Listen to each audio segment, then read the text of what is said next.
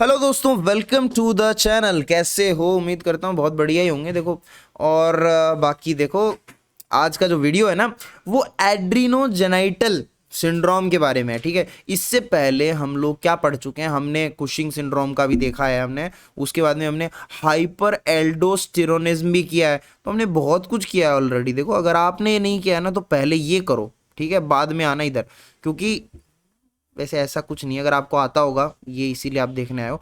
तो देखो, hyper Aldo नहीं, एड्रीनोजेनाइटल सिंड्रोम में आखिरकार होता क्या है, गौर से देखिए अपनी स्क्रीन पे।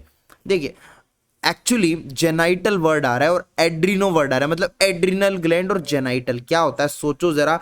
आपको ये पता होगा ना कि एड्रिनल कॉर्टेक्स एक स्मॉल क्वांटिटी में एंड्रोजन्स को सिक्रीट करता है। क्या?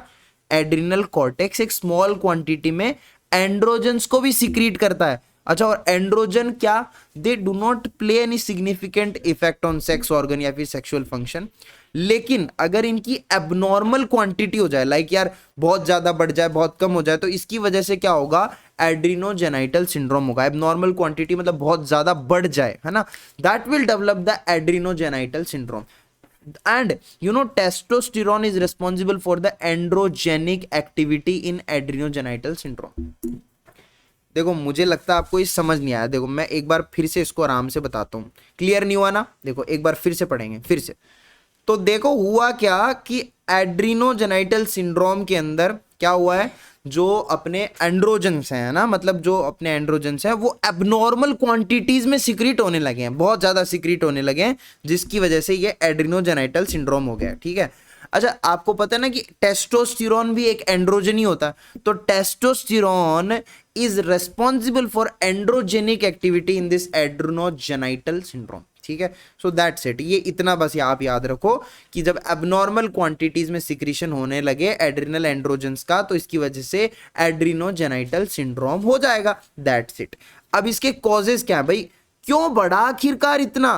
ट्यूमर। देखो, हर चीज का जवाब, जब कोई चीज बढ़ती है ना तो आप बस इतना बोल दो, ट्यूमर हो गया, बस कोई दिक्कत नहीं है, बस ट्यूमर हो गया। अच्छा, एक बात बताओ, ये जो सेक्स हॉर्मोन्स हैं, एंड्रोजन्स हैं, ये एड्रिनल कॉर्टेक्स की कौन सी लेयर सिक्रेट करती है? बताओ, अमन चमन नमन, बताओ।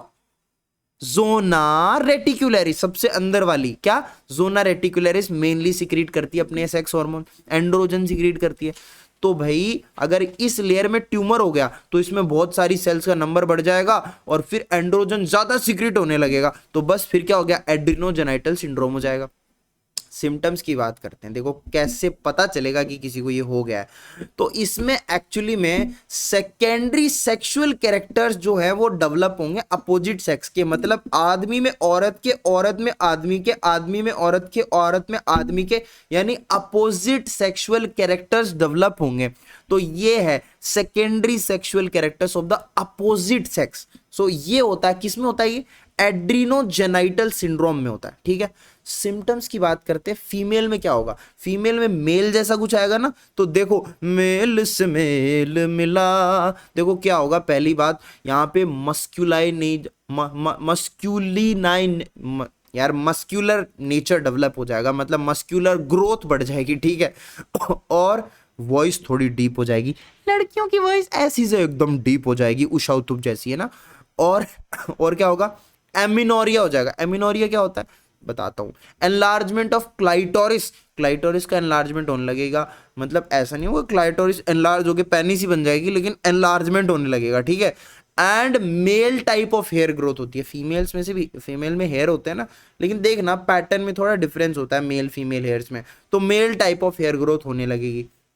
Okay, so symptom in female, increased secretion of androgen causes development of male secondary sexual characters। और ये जो कंडीशन होती है ना, जब फीमेल के अंदर मेल जैसे कैरेक्टर्स डेवलप होते हैं, इसको कहते हैं एड्रिनल विरिलिज्म। क्या कहते हैं? एड्रिनल वायरलिज्म या विरिलिज्म इसको हम लोग कहते हैं। क्या? किसको कहते हैं? एड्रिनल कि इंक्रीज लेवल ऑफ एंड्रोजन से फीमेल के अंदर मेल के सेकेंडरी सेक्सुअल कैरेक्टर्स आने लगे, इसको क्या कहा जाता है? बोल दो, सब बोल दो, एड्रिनल विरिलिज्म। ठीक है। और क्या सिम्टम्स है ये आपको देख ही लिया आपने।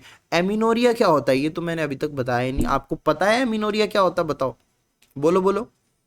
अरे बड़ा सिंपल है, ए मैन हो रहा है मतलब कोई फीमेल है ना, उसको हम बोल रहे हैं कि ए मैन हो रहा है, मतलब कि ये आदमी बन रहा है। तो उसमें क्या, फीमेल के अंदर जो पीरियड्स हैं वो बड़ा इरेगुलर या एब्सेंट हो जाए, तो ये है ए मैन हो रहा है, ठीक है, तो ए मैन हो रहा है, ठीक है। सिम्टम्स इन मेल, अच्छा मेल में क्या होगा, मेल में थोड़ा अपोजिट होने लगेगा, क्या होगा मेल में, फेमिनाइजेशन, उफ अदाएं आने लगेंगी, गायने को मस्तिया हो जाएगी, मतलब एनलार्जमेंट ऑफ ब्रेस्ट। उसके बाद में टेस्टिस की एट्रोफी, एट्रोफी मतलब ये वर्ड है ना एट्रोफी, इसका मतलब पता है आपको, एट्रोफी होने लगेगी टेस्टिस की। लॉस ऑफ इंटरेस्ट, और तुम आदमी का औरत में इंटरेस्ट ही खत्म हो जाएगा, ये देखो बड़ी बात है बहुत। Feminism, gynaecomastia, atrophy of testis, loss of interest in women, तो ये सारे के सारे सिम्टम्स हैं जो कि मेल में आएंगे। तो sometimes the tumor of estrogen secreting cells produces more than normal quantity of estrogen in male, मतलब मेल में कैसे आए, एस्ट्रोजन ज्यादा सीक्रेट, एस्ट्रोजन भी तो एक एंड्रोजन है ना, तो एंड्रोजन में एस्ट्रोजन ज्यादा सीक्रेट होने लगता है मेल्स के अंदर, तो उसके ये सिम्टम्स हैं जो मैंने आपको बताए, ठीक है। तो ये हमने देख लिया hyper activity of the adrenal cortex, जिसमें हमने तीन क्या देखे, तीन सिंड्रोम्स देखे, बताओ। एक तो कुशिंग सिंड्रोम देखा था, एक हाइपर एल्डोस्टेरोनिज्म देखा था, और एक क्या देखा, एड्रिनोजेनाइटल, क्या देखा, एड्रिनोजेनाइटल सिंड्रोम, ठीक है। तो ये इस वीडियो में हमने एड्रिनल जेनाइटल सिंड्रोम भी खत्म कर लिया। अब बढ़ते हैं आगे, और चीजें देखेंगे, तो मिलते हैं नेक्स्ट वीडियो में। टिल देन जो होता है वो कर दो, मतलब जो भी सब्सक्राइब कर सकते हो, शेयर, लाइक, फैन, इधर उधर, ये सब सब खत्म। Till then take care, bye bye, see या।